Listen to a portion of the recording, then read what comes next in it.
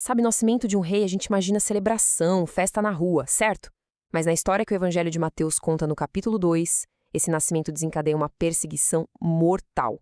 É um verdadeiro jogo de poder com consequências, assim, bem trágicas. Vamos mergulhar nessa narrativa que é fascinante, cheia de reis, astrólogos e profecias. É uma trama de busca, de engano e de fuga, que não começa com uma grande festa, mas com uma pergunta bem perigosa, feita no lugar errado e, principalmente, para o homem errado. E tá aí. Essa é a pergunta explosiva que põe fogo em toda a história. Tenta imaginar a cena. Uns estrangeiros, sábios, talvez astrólogos lá do Oriente, chegam na capital, Jerusalém, e vão direto para o centro do poder. Só que eles não perguntam pelo rei que já está no trono, o temido Herodes. Não, eles perguntam por um bebê. E isso não é só uma curiosidade, né? É um desafio direto à autoridade dele. É um ato de uma ingenuidade política assim impressionante, que acende o pavio da paranoia de um tirano. E é assim que a busca começa. A chegada desses viajantes do Oriente não passa nem um pouco despercebida. A notícia da pergunta dele se espalha, sabe? Pelos mercados, pelas sinagogas e, o mais importante, pelos corredores do palácio.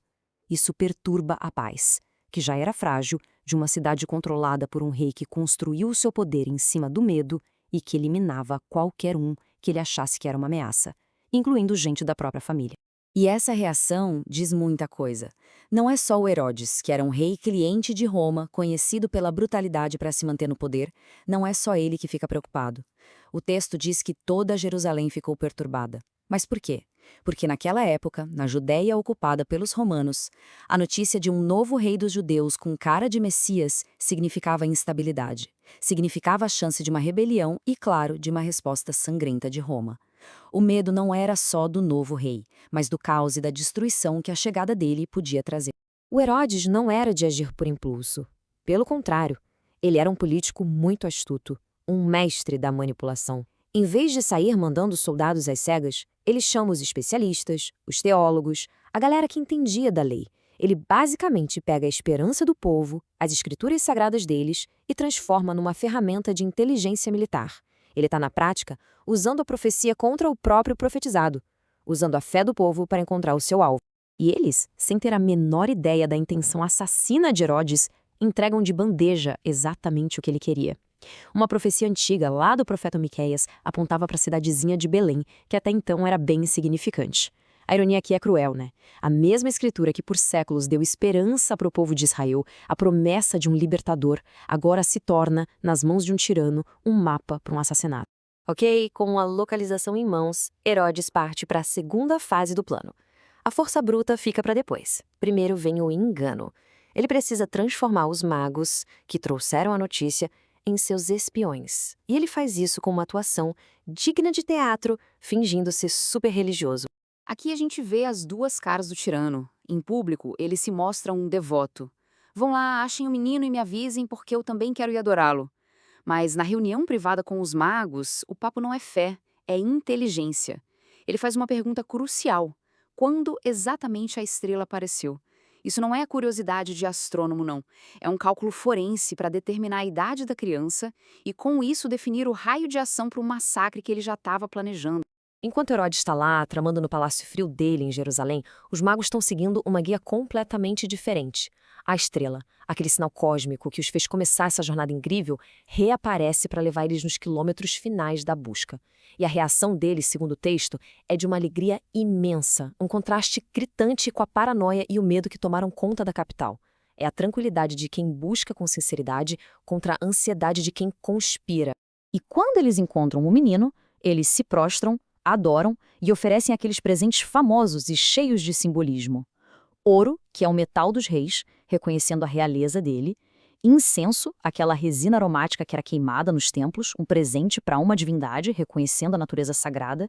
E a mirra, uma resina amarga usada como perfume, mas também, e isso é crucial, como um dos principais ingredientes para embalsamar corpos. Um presente que, de propósito ou não, já apontava para um futuro de sofrimento e morte. E é agora que a história chega no seu ponto de virada. Um momento super dramático. A trama que o Herodes construiu com tanto cuidado está prestes a bater de frente com uma intervenção divina. O tabuleiro do jogo humano é virado, e isso dá início a uma série de fugas desesperadas para salvar a vida daquela criança. Todo aquele plano do Herodes, que dependia inteiramente dos magos como seus espiões sem saber, vai por água abaixo, por causa de um sonho. Esse é o primeiro de vários avisos em sonho na história, um canal direto de comunicação que passa por cima do poder dos homens.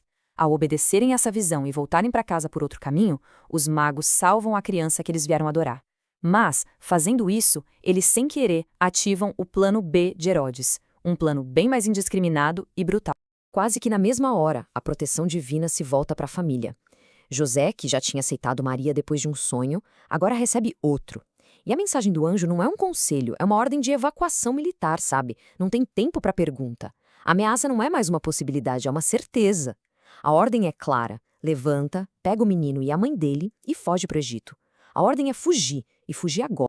E aqui o autor Mateus faz uma pausa para conectar esse evento desesperado a uma profecia do Antigo Testamento, lá do profeta Oséias.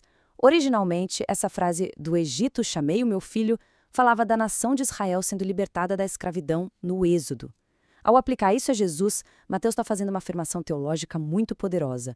A história desse menino é um novo Êxodo. Ele é a personificação de todo o povo de Israel. A fuga, então, não é um acidente do destino, mas parte de um padrão divino bem maior.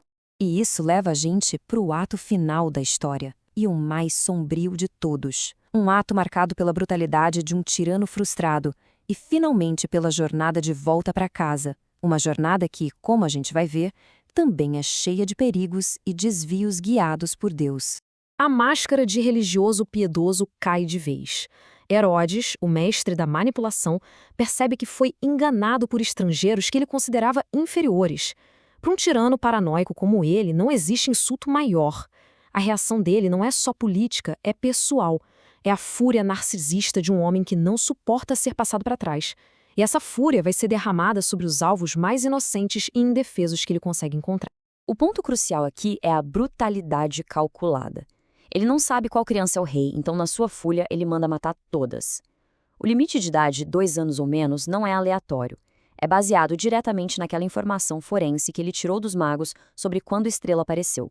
A busca sincera deles por conhecimento se tornou, nas manos de Herodes, a justificativa para um ato de crueldade que não dá nem para descrever.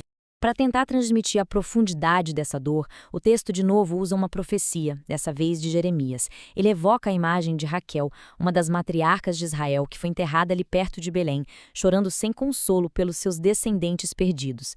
Isso conecta essa tragédia específica a uma longa e dolorosa história de sofrimento e exílio do povo, mostrando que o massacre não foi um evento isolado, mas mais uma ferida no corpo de Israel.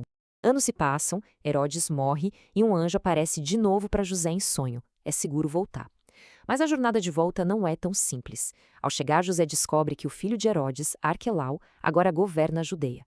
E os historiadores da época confirmam que Arquelau era tão ou mais cruel que o pai. O perigo ainda era real. E assim, um quarto e último sonho nessa narrativa desvia a família para o norte, para a região mais segura da Galileia, para uma cidadezinha obscura e sem importância chamada Nazaré. E assim, a história se fecha com um último cumprimento profético, um pouco misterioso até. Ele será chamado de Nazareno. Cada movimento nessa história, a busca dos magos, a fúria de Herodes, a fuga para o Egito e o desvio final para Nazaré, é apresentado não como um acidente, mas como um passo num roteiro divino. A narrativa de Mateus 2 nos deixa com essa ideia poderosa. Mesmo no meio do caos, do medo e da tirania humana, existe um plano maior se desenrolando, um quebra-cabeça profético antigo sendo montado, peça por peça.